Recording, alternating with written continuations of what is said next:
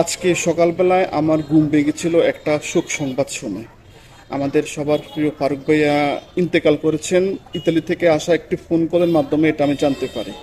কিন্তু today or tomorrow আমরা কিন্তু এই দুঃসংবাদটা শুনতাম, এবং আলটিমেটলি আজকে সে একটা শোকের দিন যে আমাদের ফারুক ভাইয়া আমাদেরকে ছেড়ে চলে গেছেন।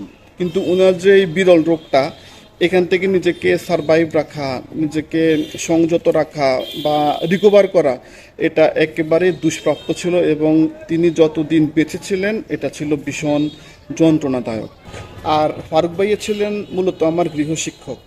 বয়সে তখন আমি এতটাই বাচ্চা ছিলাম যে ওনার সঙ্গে আমার শিক্ষক বা ছাত্রের যে পারস্পরিক সম্পর্ক, এসব কিছু আমার স্মৃতিতে একেবারেই নেই। ইভেন তিনি আমাকে কি পড়িয়েছেন বা আমি তার কাছ থেকে কি শিক্ষা অর্জন করেছিলাম, এসব কিছু আমার স্মৃতিতে একদম অস্পষ্ট। তিনি যখন এই বিরল রোগের সঙ্গে স্ট্রাগল করেছিলেন, একদিন ওনার আমেরিকা প্রবাসী ভাইয়ের কাছ থেকে একটা ফোন কল আসে আমার কাছে, যে ফারুক ভাইয়া নাকি শেষ বেলায় বলেছিলেন যে ওনার সঙ্গে যদি আমাদের পরিবারের কারোর সঙ্গে কোনো মনোমালিন্য থেকে থাকে অথবা যদি কোনো অভিযোগ থেকে থাকে, আমরা যেন ওনাকে ক্ষমা করে দিই বা কোনো কিছু মনে না রাখি।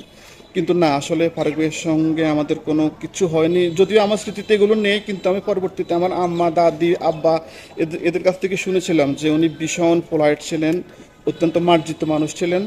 তো এখন আসলে মানুষ তো মৃত্যু অবধারিত সত্য, উনি চলে গেলেন আজকে।